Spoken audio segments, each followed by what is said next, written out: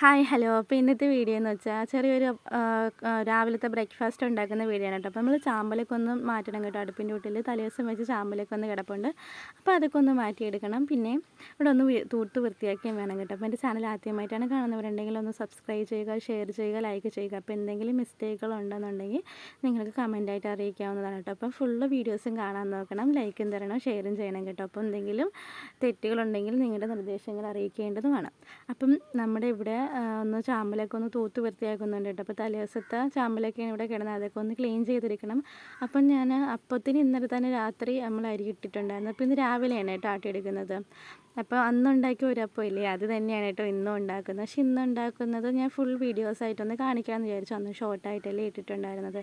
അപ്പോൾ എങ്ങനെയൊക്കെയാണെന്നുള്ള full videos കാണിക്കാമെന്ന് വിചാരിച്ചിട്ട്. അപ്പോൾ രാവിലെ തന്നെ നമ്മുടെ തേങ്ങ കുറച്ച് ഒരു മുറി തേങ്ങ എടുത്തിട്ടുണ്ട് കേട്ടോ. പിന്നെ പച്ചരി തലേദിവസം ഇട്ട് വെച്ചതാണ്. അപ്പോൾ ഇതൊന്നും നന്നായിട്ട് കഴുകി എടുക്കണം കേട്ടോ. നമുക്കിത് ഒരു 2 നാഴി അരി അമ്മ ഇട്ടിട്ടുണ്ട് കേട്ടോ. അപ്പോൾ ഇത് ഒരു അപ്പത്തിനും എടുത്തിട്ട് ബാക്കി നമുക്ക് അപ്പം ചുടാനും കൂടെ ഒന്ന് റെഡിയാക്കി എടുക്കണം. അപ്പോൾ അതനുസരിച്ചാണ് നമുക്ക് ഉണ്ടാക്കാൻ വേണ്ടി ഞാൻ എടുത്തിട്ടുള്ളത് കേട്ടോ. അപ്പോൾ നമുക്ക് ഇതിൽ ചോറ് ഇടാം. തലേ ദിവസത്തെ ചോറ് നല്ല ചോറ് ഇരിപ്പുണ്ട്. അപ്പോൾ അത് തന്നെ നമുക്ക് ഇടാൻ കേട്ടോ. പ്രത്യേകിച്ച് വേറെ ചോറൊന്നും ഇന്ന് വെച്ച ചോറൊന്നും ആവശ്യമില്ല കേട്ടോ. അപ്പോൾ നമ്മുടെ ജാറിലോട്ട് നമ്മുടെ കുറച്ച് അരി ഇങ്ങനെ മാറ്റുന്നുണ്ട്. നമുക്ക് നമ്മുടെ ഈസ്റ്റോ നമ്മുടെ ഇതുണ്ടല്ലോ സോഡാപ്പൊടിയോ ഒന്നും ഇല്ലാതെ തന്നെ നമുക്ക് നന്നായിട്ട് അപ്പം ഉണ്ടാക്കിയെടുക്കാൻ പറ്റും കേട്ടോ. ഒരപ്പം ആയിരുന്നാലും നമ്മുടെ സാധാ ചുട്ടെടുക്കുന്ന അപ്പം ആയിരുന്നാലും നല്ല രീതിക്ക് നമുക്ക് ചുട്ടെടുക്കാൻ പറ്റും. നമ്മൾ ചേർക്കുന്ന രണ്ട് കാര്യങ്ങൾ മാത്രം നന്നായാൽ മതി. ഒന്നെന്ന് പറയുന്നത് നമ്മുടെ തേങ്ങയും പിന്നെ ചോറ്, ഇത് രണ്ടും മാത്രമാണ് കിട്ടാൻ നമുക്ക് നല്ലതായിട്ടുണ്ട്. പിന്നെ ചിലവർ നമ്മുടെ തേങ്ങയുടെ വെള്ളമൊക്കെ ചേർക്കും, അതൊക്കെ ചേർക്കുന്നത് നല്ലതായിരിക്കും. അപ്പം ഞാൻ നമ്മുടെ തലേദിവസത്തെ ചോറൊന്ന് എടുത്ത് ഒന്നൊന്ന് ഇളക്കിയിട്ട് കൊടുക്കുന്നുണ്ട് കേട്ടോ. അപ്പോൾ അതൊന്ന് ആ വെള്ളത്തിൽ തന്നെ ഒന്ന് കഴുകി എടുക്കുന്നുണ്ട്. പിന്നെ നമ്മുടെ ആദ്യത്തത് ഞാൻ അരച്ച് വെച്ചിട്ടുണ്ട് കേട്ടോ. പിന്നെ ഇതൊന്ന് അരച്ചതിന് ശേഷം രണ്ടും അരച്ചതിന് ശേഷം നന്നായിട്ടൊന്ന് ഇളക്കി കൊടുക്കണം. കൈ കൊണ്ട് നമ്മൾ എത്രത്തോളം ഇളക്കുന്നോ അത്രത്തോളം നമ്മുടെ അപ്പത്തിന് കട്ടി കുറയുകയും നല്ല സോഫ്റ്റ് ആയിട്ടുള്ളൂ നല്ല അപ്പവും കിട്ടും കേട്ടോ. അപ്പം നമ്മുടെ മസ്റ്റായിട്ട് സ്പൂൺ കൊണ്ട് ഇളക്കുന്നതിനെക്കാട്ടി നല്ലത് കൈ കൊണ്ട് ഇളക്കുന്നതായിരിക്കും.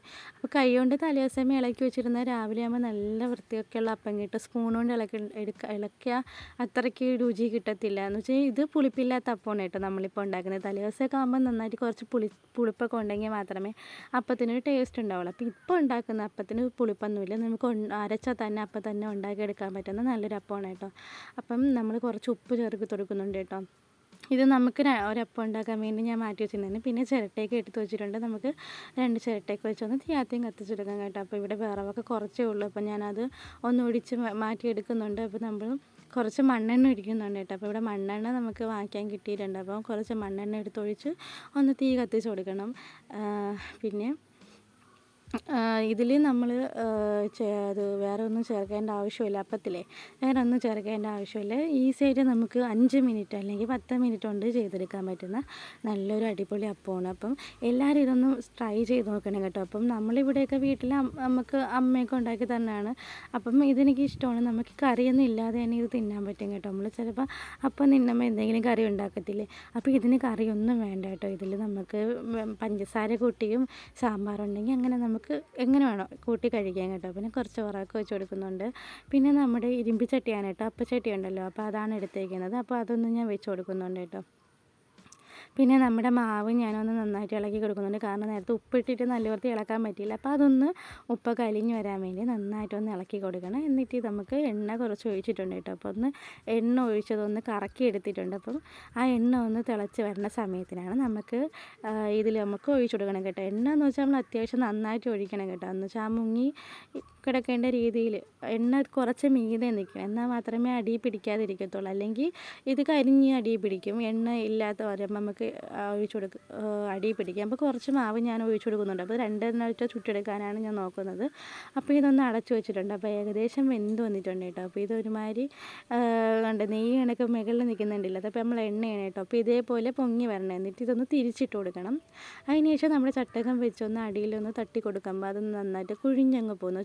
അതിൻ്റെ ഉള്ളിലുള്ളത് കൊണ്ട് വെന്ത് വരാൻ വേണ്ടിയാണ് കേട്ടോ ഇങ്ങനെ ചെയ്യുന്നത്. ഇങ്ങനെ ചെയ്യുമ്പം നന്നായിട്ട് അടിക്കുള്ളതെല്ലാം വെന്ത് കിട്ടും. അപ്പോൾ നമ്മൾ ഒന്ന് കട്ടൻ കാപ്പിക്കുള്ള വെള്ളം കൂടെ വയ്ക്കുന്നുണ്ട് കേട്ടോ. അപ്പോൾ ഇന്ന് പാലൊന്നും കിട്ടിയില്ല, അപ്പോൾ അതുകൊണ്ട് കട്ടൻ കാപ്പിയാണ് കേട്ടോ. അപ്പോൾ ഇതാണ് നമ്മുടെ ഫൈനലും നമ്മുടെ അപ്പത്തിൻ്റെ ഒരു ഇത് കേട്ടോ.